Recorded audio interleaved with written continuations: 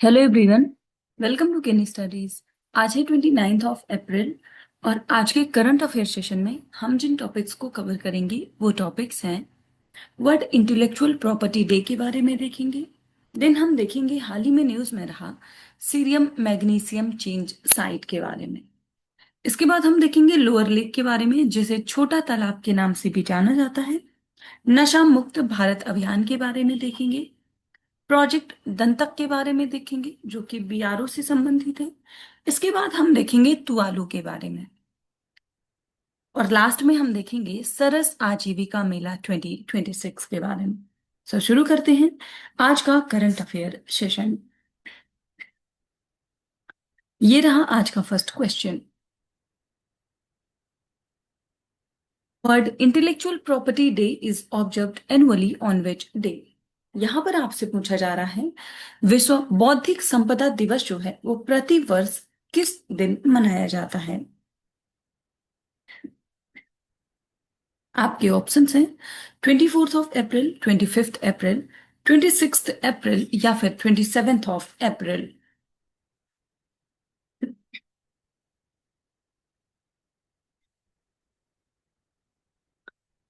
और इस क्वेश्चन में आपका करेक्ट ऑप्शन हो जाएगा option C. World intellectual property day ये प्रति वर्ष मनाया जाता है 26 अप्रैल को। आप देख सकते हैं। World Intellectual Property Day is observed annually on 26th of April to raise awareness about how patents, copyright, trademarks, and designs support innovation and creativity. 2026 की बात करें तो इस वर्ष की थीम है IP and sports, ready set innovate. This theme highlights the critical role of intellectual property rights in fostering innovation, technology, branding, and broadcasting within the global sports industry. ये जो वर्ल्ड इंटेलेक्चुअल प्रॉपर्टी डे है, this day highlights the importance of intellectual property in encouraging creativity, innovation, and economic growth. This day is led by the world intellectual property organisation जो कि एक specialised agency है United Nations की that works to protect the rights of creators and innovators world wide.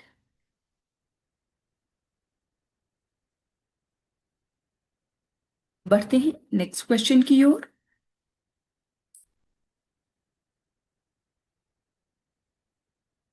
Consider the following statements regarding cerium magnesium change site recently seen in the news. यहां पर आपसे पूछा जा रहा है हाल ही में समाचारों में जो देखा गया सीरियम मैग्नीशियम चेंज साइट है उससे संबंधित कुछ कथन दिए गए हैं जिन पर आपको विचार करना है।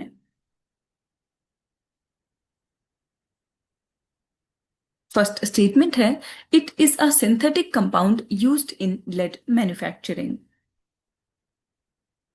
And second, it is colourless, transparent and brittle.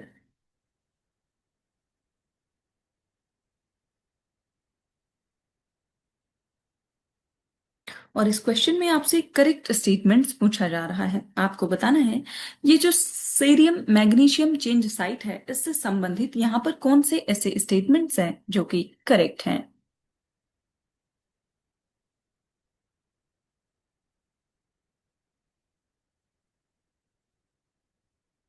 और इस क्वेश्चन में आपका करेक्ट ऑप्शन हो जाएगा ऑप्शन बी। यहाँ पर केवल सेकंड स्टेटमेंट करेक्ट है जबकि फर्स्ट इनकरेक्ट है। ये कोई सिंथेटिक कंपाउंड नहीं है। आप देख सकते हैं। China recently announced the discovery of a new mineral from the moon named cerium magnesium changesite, marking a significant addition to the growing catalog of extraterrestrial materials and offering fresh insights into lunar geology. ये जो cerium magnesium change site है, it is a newly discovered lunar mineral and it is the 11th known lunar mineral. This mineral was discovered in a lunar meteorite dubbed Pig Pig 005, the first of its kind to have fallen within China. So it is a single spherical meteorite weighing 44 grams with a dark molten outer shell. So the new mineral is colorless, transparent and brittle, and it is extremely small with grain sizes ranging from about 3 to 25 micrometers and the most particles measuring under 10 micrometers. So despite its tiny size, it holds significant scientific value due to its unique chemical and structural properties. So one of the most striking features is its fluorescent behavior, meaning it emits light under certain conditions. So this property could have practical applications in advanced technologies, particularly in the development of next generation LED materials. So the mineral's composition, especially its rare earth element ratios along with its magnesium and iron content, offers valuable clues about the process that shaped the moon's surface and interior. तो आप ध्यान रखेंगे, हाल ही में news में रहा जो cerium magnesium change site है, ये एक लूनर मिनरल है और नंबर के हिसाब से देखें तो ये 11th नोन लूनर मिनरल है जिसको डिस्कवर किया है चाइना ने। बढ़ते हैं नेक्स्ट क्वेश्चन की ओर। लेक या छोटा तालाब that was recently seen in the news is located in which city? यहां पर आपसे पूछा जा रहा है, हाल ही में खबरों में छाई जो छोटी झील या लोअर लेक है, ये किस शहर में स्थित है? आपके ऑप्शंस हैं भोपाल, मुंबई, चेन्नई या फिर हैदराबाद।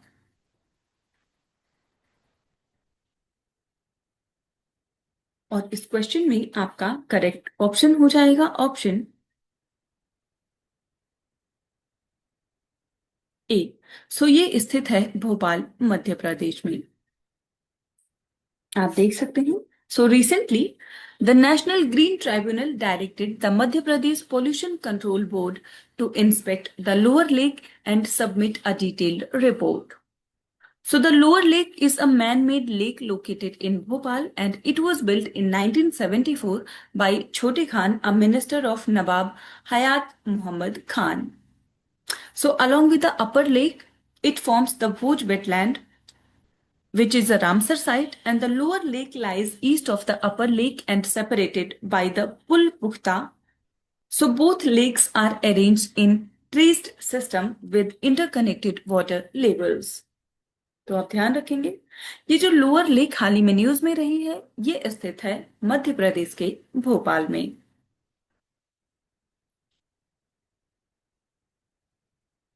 बढ़ते हैं नेक्स्ट क्वेश्चन की ओर।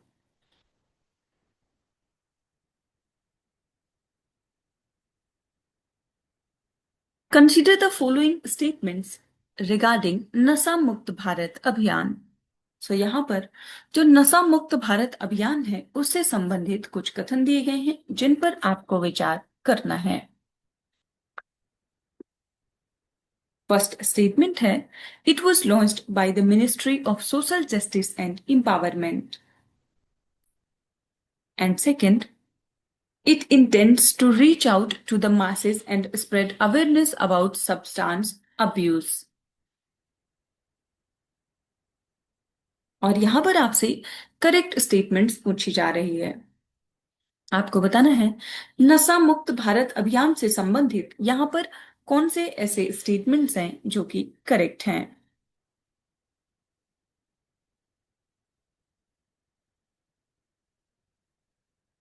और इस क्वेश्चन में आपका करेक्ट ऑप्शन हो जाएगा ऑप्शन बी। सो यहाँ पर ये दोनों ही स्टेटमेंट्स करेक्ट हैं। आप ध्यान रखेंगे, ये जो नशा मुक्त भारत अभियान है इसको लॉन्च किया है ministry of social justice and empowerment ने। आप यहाँ डिटेल में देख सकते हैं।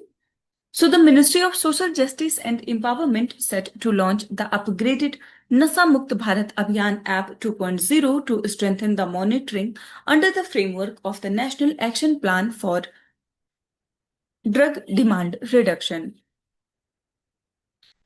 ये जो नशा मुक्त भारत अभियान है इसको लॉन्च किया गया था 15 अगस्त 2020 में by the ministry of social justice and empowerment, and it was initially launched in 272 identified most vulnerable districts, and now it has been extended to all districts of the country with effect from 15th of August 2023. इस अभियान में जो special emphasis है, it is led on the participation of stakeholders such as women, children, educational institutions, civil society organizations who may be directly or indirectly affected by substance use. ये जो अभियान है इसका ऑब्जेक्टिव है to reach out to the masses and spread awareness about substance abuse through various activities like awareness generation programs, focus on higher educational institutions, reaching out into the community and identifying dependent population, focusing on counseling and treatment facilities in hospitals and rehabilitation centers, and also capacity building programs for a service provider. बढ़ते हैं next question की ओर।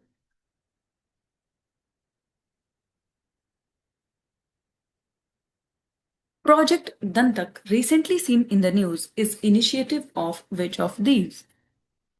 यहां पर आपसे पूछा जा रहा है हाल ही में खबरों में रहा ये जो प्रोजेक्ट दंतक है वो निम्नलिखित में से किसकी एक पहल है। आपके ऑप्शंस हैं CDAC, reserve bank of India, NITI Aayog या फिर बॉर्डर रोड्स ऑर्गेनाइजेशन यानी कि BRO।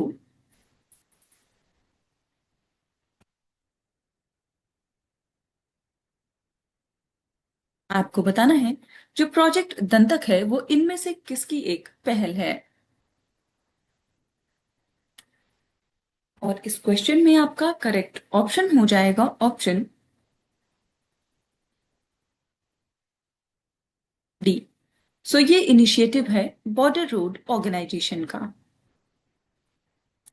आप देख सकते हैं recently project Dantak of the border roads organisation celebrated its 66th Raising Day in Thimphu, Bhutan. It is an overseas project of BRO under the Ministry of Defense of India. और इसको establish किया गया 24th of April 1961 को as a result of an agreement between Jigme Dorji Wangchuk, the third king of Bhutan, and then Prime Minister of India, Pandit Jawaharlal Nehru.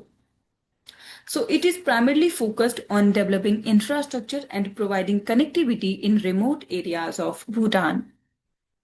तो आप ध्यान रखेंगे project दंतक जो है ये संबंधित है BRO से।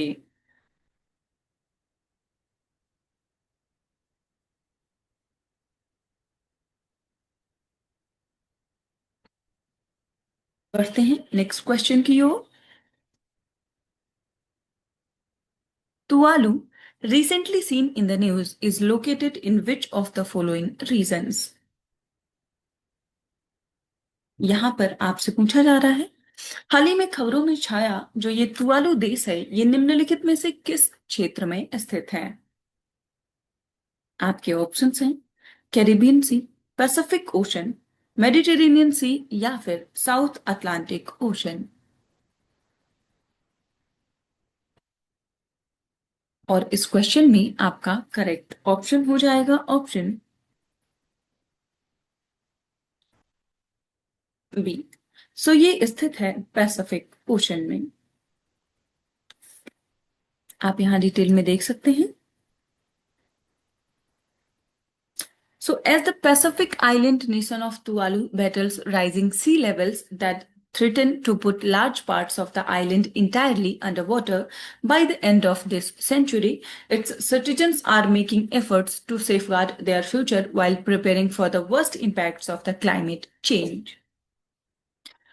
तुवालू की बात करें तो फॉर्मली इसको एलिस आइलैंड के नाम से जानते हैं and it is a Polynesian island country in the west central Pacific ocean. Also, it is the fourth smallest country in the world with 26 square kilometer of land. So it sits about halfway between Australia and Hawaii. Its neighbors include Kiribati to the north and Fiji to the south. So it comprises 9 islands, जिनमें से 4 reef islands हैं और 5 coral atolls हैं. So all islands are low-lying with no point on Tuvalu being higher than 4.5 meters above sea level. Thus, the islands are threatened by any future sea level rise.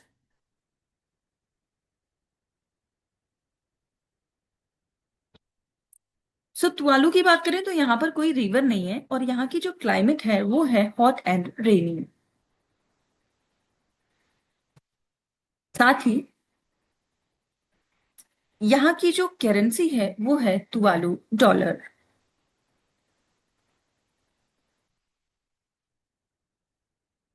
Tuvalu के political system की बात करें तो Tuvalu became independent from the United kingdom in October 1978 and it operates as a parliamentary democracy under a constitutional monarchy. बढ़ते हैं next question की ओर.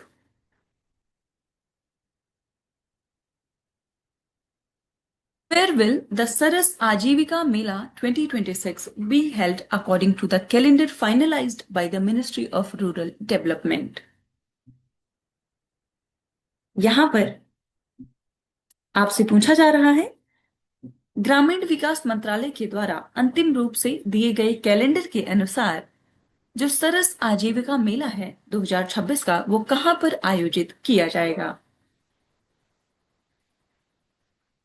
आपके options हैं Sunder nursery new Delhi, leisure valley park Gurugram, major Dhyanchand national stadium new Delhi या फिर Pragati Maidan new Delhi.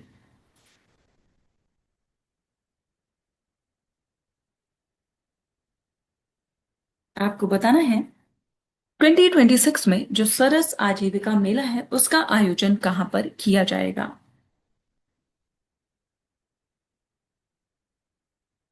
और इस question में आपका करेक्ट ऑप्शन हो जाएगा ऑप्शन बी. सो इसका आयोजन किया जाएगा लिजर वैली पार्क गुरुग्राम में. आप देख सकते हैं The Ministry of Rural Development has finalized the calendar of Saras Ajivika Mela at the national level for the financial year 26-27. So the calendar includes 3 major Saras events to be organized in the national capital region. The Saras Ajivika Mela 2026 will be held at Leisure Valley Park, Gurugram from 22nd of October to 6th November 2026 for the duration of 17 days. Then the Saras Food Festival 2026 is scheduled to be held at Sundar Nursery, New Delhi from 21st of November to 8th of December 2026. और जो third है वो है सरस आजीविका मेला 2027. So it will take place at Major Dhyan Chand National Stadium, New Delhi from 1st of February to 28th of February 2027. तो आप ध्यान रखेंगे इस वर्ष जो सरस आजीविका मेला है उसका आयोजन किया जाएगा गुरुग्राम में और साथ ही सरस फूड फेस्टिवल जो है उसका आयोजन किया जाएगा सुंदर नर्सरी न्यू दिल्ली में. नेक्स्ट ईयर जो सरस आजीविका मेला 2027 का होगा उसका आयोजन नई दिल्ली में किया जाएगा. सो सरस आजीविका मेला की बात करें तो these are the flagship events organised by the Deendayal Antyodaya Yojana and national rural livelihood mission. So the initiative supports capacity building in areas such as packaging, branding, and marketing for rural women entrepreneurs. And this event aims to strengthen the rural economy by providing direct market access and promoting campaigns like Vocal for Local and Atmanirbhar Bharat. तो आज के current affair session में इतना ही. Thank you for watching. Do like share and subscribe.